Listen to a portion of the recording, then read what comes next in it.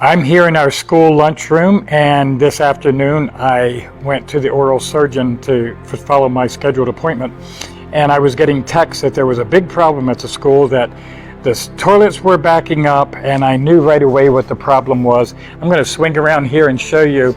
This is a door that leads outside, and this wet spot here is all this floor drain that's supposed to drain the rainwater that comes down the steps. That's all raw sewage that I'm going to have to clean up now with bleach.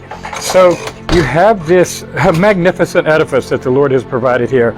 You have a full big staff of teachers and support staff and students and curriculum and all this this structure here, and it all comes screeching to a halt over few paper towels. I'm not sure what it was. Since I had they told me not to exert myself, so I opened up below some of these carpet towels. There's cleanouts. I opened them up and had a plumber come and run a power drain cleaner down there, and opened it back up.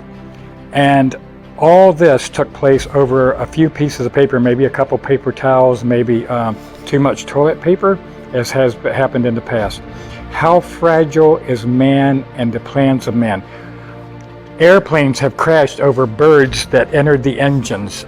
Skyscrapers, when they lose their power, multi-million-dollar skyscrapers are of little value, and the corporations that own them and have people working in them, even sometimes generators fail. It all comes screeching to a halt.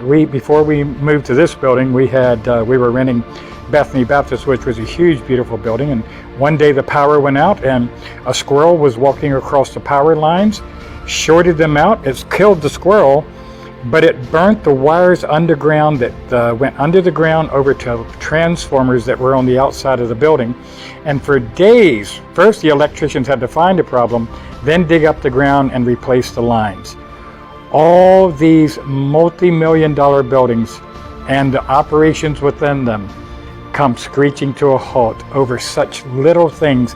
How fragile is man? How fragile are the plans of man, the infrastructures of man? It doesn't take much to interrupt. And that's why we want to see, as Jeremiah 17 says, blessed are those who trust in the Lord, capital L-O-R-D, Jesus, and have made the Lord their hope and confidence. They are like trees planted along a riverbank with roots that reach deep into the water. Such trees are not bothered by the heat or worried by long months of drought. Their leaves stay green and they never stop producing fruit. Jesus will never fail. He will never have an impossible situation. He'll always be faithful.